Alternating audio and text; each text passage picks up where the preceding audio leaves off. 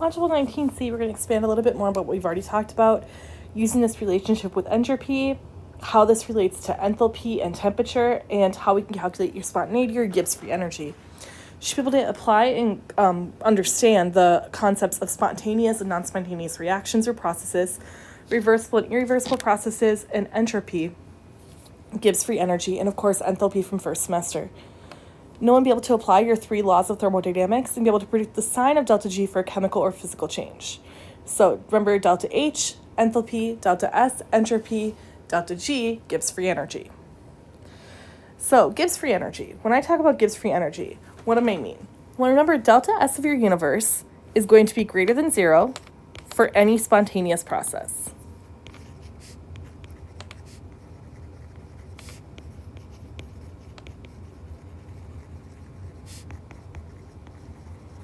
I also know that delta S of your universe is equal to delta S of your system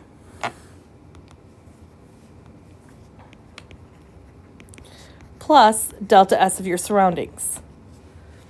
And delta S of the surroundings is equal to negative delta H of your system divided by temperature. 2 points about this relationship though. Number 1, the sign of the delta S of surroundings is dependent upon the direction of heat flow. If the system is exothermic, meaning delta H is negative, your delta S value of delta S of surroundings will be positive. If delta H of your system is endothermic, meaning positive, meaning heat flowed into the system, delta S of your surroundings is negative. The magnitude, or the total effect of delta S of your surroundings, is dependent upon temperature. It's kind of like saying if you throw a pebble into a lake on a still, calmy day, the ripples will be visible.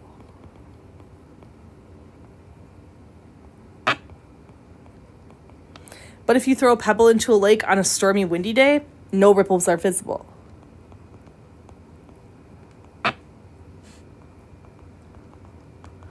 So how much delta S of the surroundings is going to affect your system is dependent upon your temperature. The temperature is going to make the difference here. So recall the second law of thermodynamics. The second law tells us that a process is spontaneous, delta S of the universe will be greater than 0, or a positive value. So without actually measuring delta S of my universe, is it possible to determine if a process is spontaneous or not? Well, of course. I say of course because we're not going to ask you that question if it's not yes.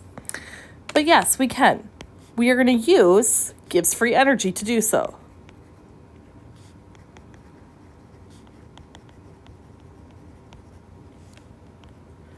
Gibbs free energy is a defined thermodynamic quantity. What do I mean by defined? I mean it is made up. It is calculated.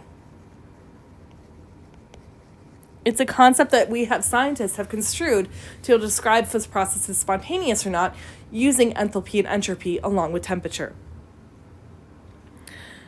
So the thermodynamic definition, G is equal to H minus T delta S, TS, not T delta S, TS. Gibbs free energy is equal to your enthalpy minus your temperature times your entropy. Again, G, Gibbs free energy,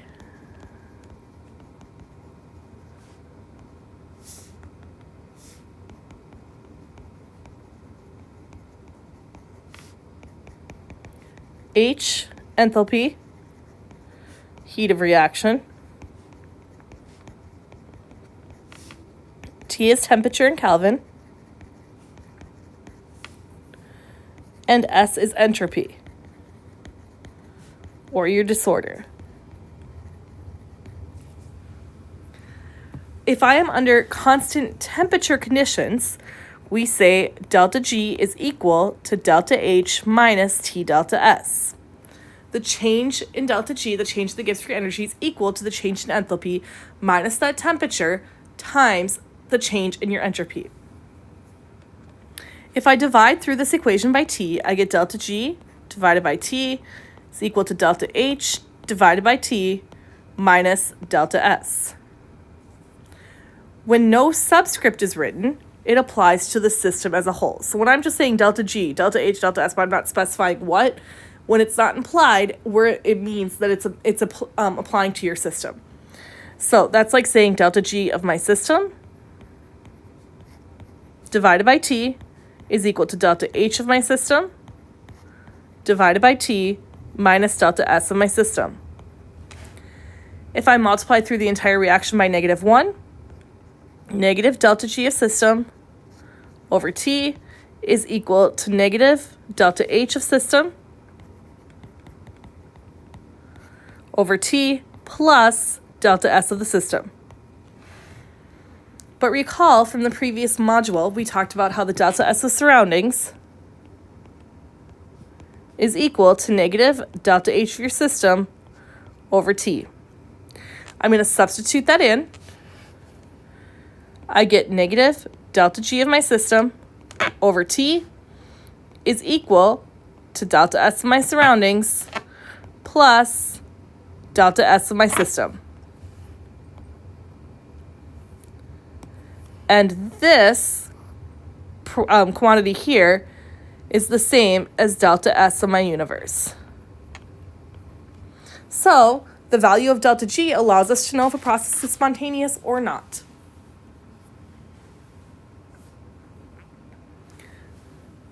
If delta G is less than 0, delta S of the universe is greater than 0, and the process is spontaneous.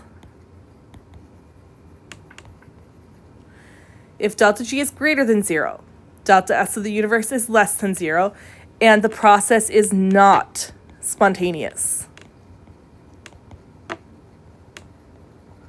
However, the reverse process is spontaneous.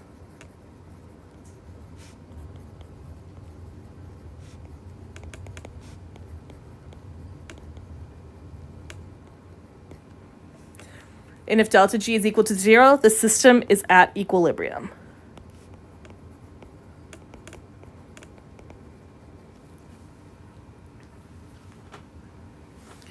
So it's kind of hard to think about, but if you think about delta H, if delta H is greater than 0, this is endothermic, meaning heat had to go into the system to get it to go. If delta H is less than 0, this is exothermic, meaning that the system actually released heat, meaning the reaction was favorable in the sense that it released heat to the surroundings. Delta G follows that same kind of concept. If delta G is greater than 0, it is not spontaneous.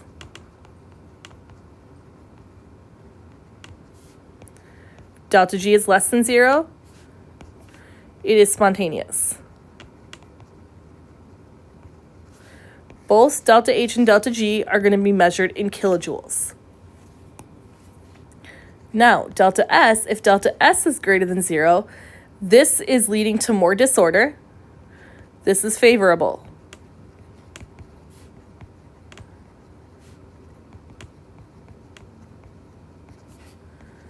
If delta S is less than 0, this is not favorable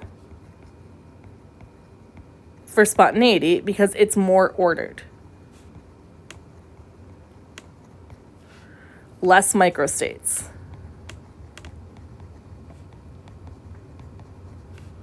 Versus more microstates. Delta S is going to be reported with joules with relation to Kelvin for temperature, but joules versus kilojoules.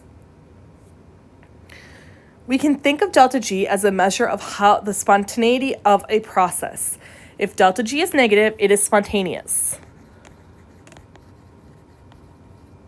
Think downhill.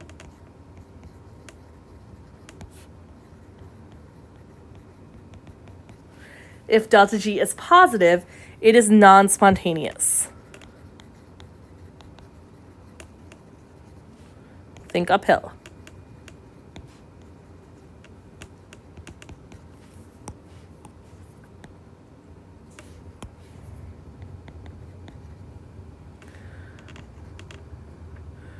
Delta G is equal to W max. And again, this is a sign from the viewpoint of the system.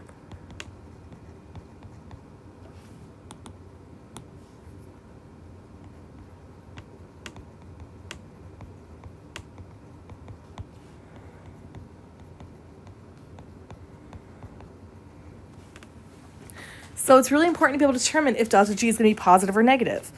So we have our fundamental equation. Delta G is equal to delta H minus T delta S. I need you to be able to understand this table, okay? There are times where reactions will always be spontaneous, never spontaneous, or be temperature dependent. If delta H is negative and delta S is positive, this reaction is always spontaneous. Delta H being negative means it's releasing heat.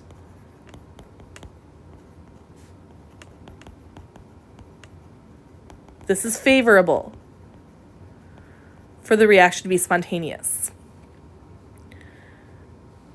Delta S being greater than 0 means more microstates, an increase in disorder.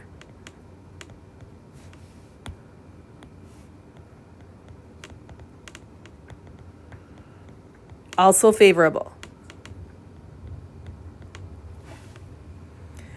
If delta H is positive and delta S is negative, delta G will always be positive and never spontaneous.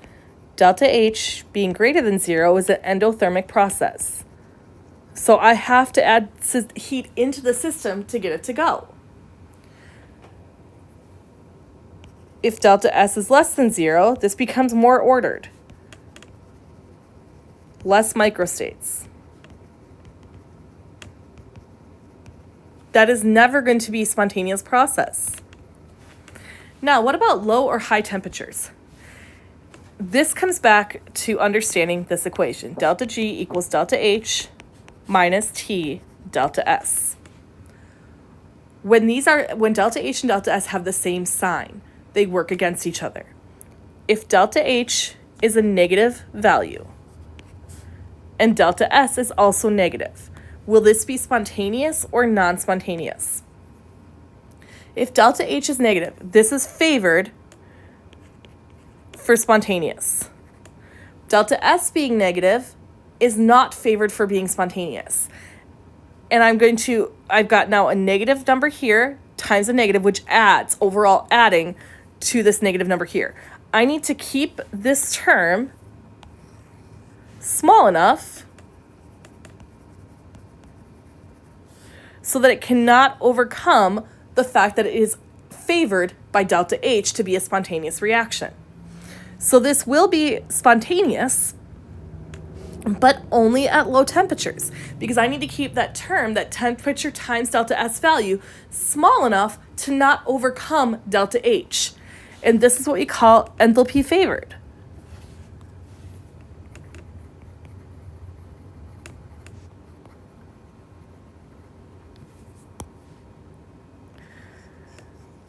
And it's probably a pretty good guess that the other one is going to be when they're both positive. But let's talk through why. If delta H is positive and delta S is positive. If delta H is positive, this is not favorable for it being spontaneous. Delta S being positive is favorable for it being spontaneous. I need this term here to be large enough. This term here to be large enough to overcome the positive delta H value here. So if delta H is positive, but delta S is positive, at high temperatures, it's strong enough to overcome that enthalpy, and it will be what we call entropy. Favored or entropy driven. Driven is probably the better word here. Enthalpy driven. So at low temperatures, if delta S is not favorable, it can still be spontaneous because it will be enthalpy driven, and at high temperatures, it would be entropy driven. So, releasing energy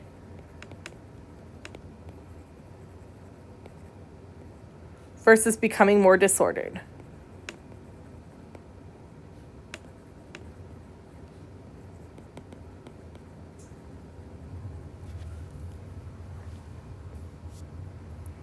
So let's work through some examples. Determine if the entropy of the following transitions is positive or negative. Talking about entropy specifically in these. Solid CO2 to gaseous CO2. So CO2, solid to CO2, gas. That is definitely increasing the disorder and increasing the microstates. Solid phase is locked into one little phase.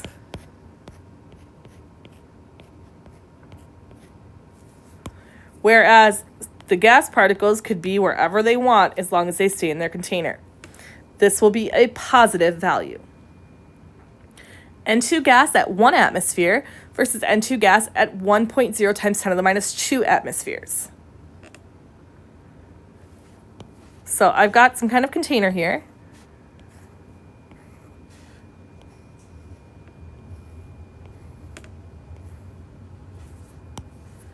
In here, I'm at 1 atmosphere, and I've got gas particles inside. Here, I'm at 0.001, whoops, one too many zeros, 0.01 atmosphere. Less pressure. What happens when I decrease the pressure of the system? Increase in entropy. The decrease in pressure is going to increase that entropy. There's more microstates they can be in. What about solid sugar being added to water to form a solution? So I've got sugar plus water, and the sugar is going to dissolve and give me sugar liquid. Positive. Now the sugar, instead of being locked into a crystal, is floating around as individual sugar molecules. Okay, again, entropy, positive or negative. Iodine vapor condenses on a cold surface to form crystals. Iodine vapor, I2 gas, condensing to form I2 solid. That is going to be negative. It is more ordered. What about calcium carbonate decomposing to form calcium oxide plus CO2 gas? I have 1 mole of a solid here, and I'm producing 1 mole of solid and 1 mole of gas. I have increased the disorder of that system.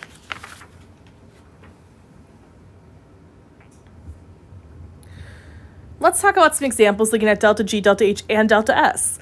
What if I want to freeze water at negative 5 degrees C? This is a phase change for a pure substance.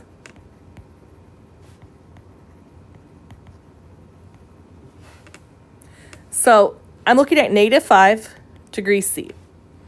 Delta H here is going to be a negative value, or you can say delta H is less than 0. Because in order to freeze water, I'm going from a liquid phase to a solid phase.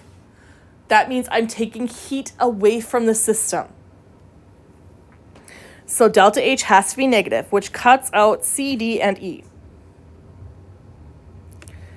What about delta S? Delta S is going to be a negative value, or delta S less than 0. I am going from a liquid phase to a solid phase, which is more ordered. So delta S will also be negative. My answer must be A. But let's see, does it make sense for delta G to be spontaneous? Remember, if delta G less than 0, that means it's spontaneous. Do I expect water to freeze at negative 5 degrees C? Yes, because it is below the freezing point of water.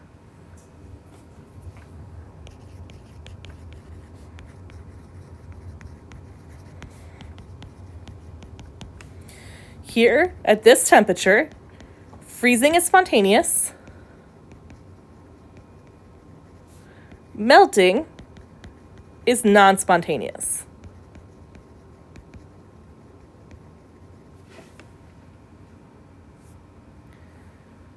What if I want to freeze water at 25 degrees C? Well, it's still exothermic. Delta H is still less than 0 because I'm still taking that energy away. I'm taking heat away from the system, causing it to freeze. Delta S is still less than 0 because I'm still going from a liquid phase to a solid phase, which is more ordered. So I know these options are out. But now I really have to decide on delta G. Will delta G be spontaneous or not? Delta G will actually be greater than 0 or non-spontaneous. Why? Because I'm above the melting point of water. Or freezing point, whichever way you want to think about it, it's the same point.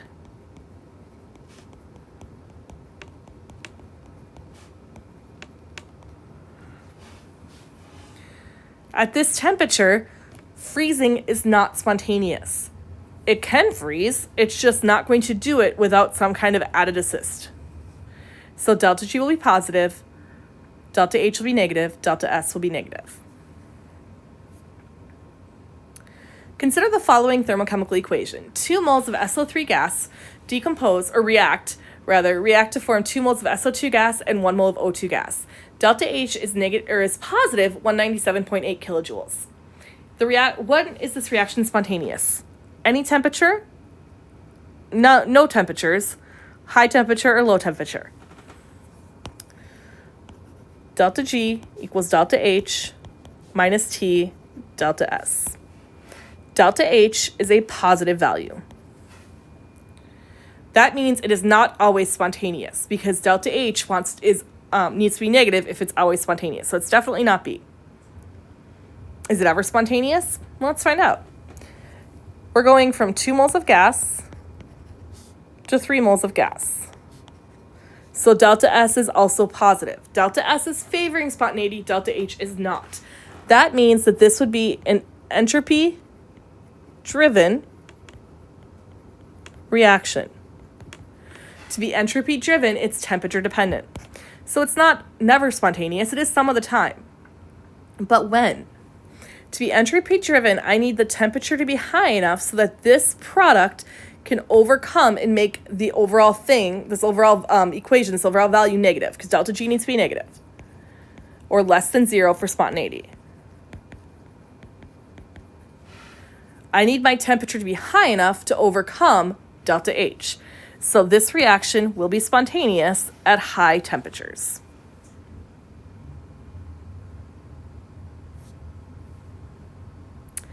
And the reaction below is spontaneous at 200 degrees C. 1 mole of N2 gas reacts with 3 moles of F2 gas to produce 2 moles of NF3 gas. Which statement must be true? Delta G is less than 0 at all temperatures. At low temperatures, delta G is greater than 0. At very high temperatures, delta G is less than 0. This is an exothermic reaction. This is an endothermic reaction. We've got delta G equals delta H minus T delta S. We know that this reaction does go spontaneous. We know we're going from 4 moles of gas to 2 moles of gas, which means delta S has to be less than 0. It is not favored. So delta S is negative.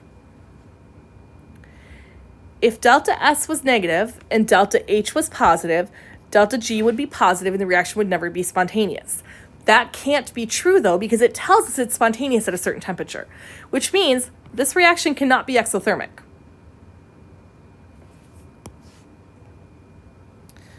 We know at 200 degrees C, this reaction is spontaneous. So this must be an exothermic reaction in order for this reaction to be spontaneous ever. At very high temperatures, delta G is less than 0. No, because this does not favor spontaneity.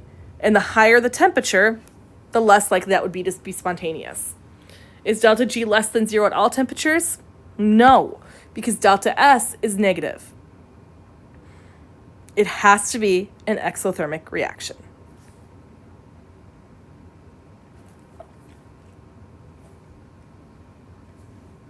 And I completely forgot to mention the last one. So we know at very high temperatures, it cannot be, delta G will not be less than 0.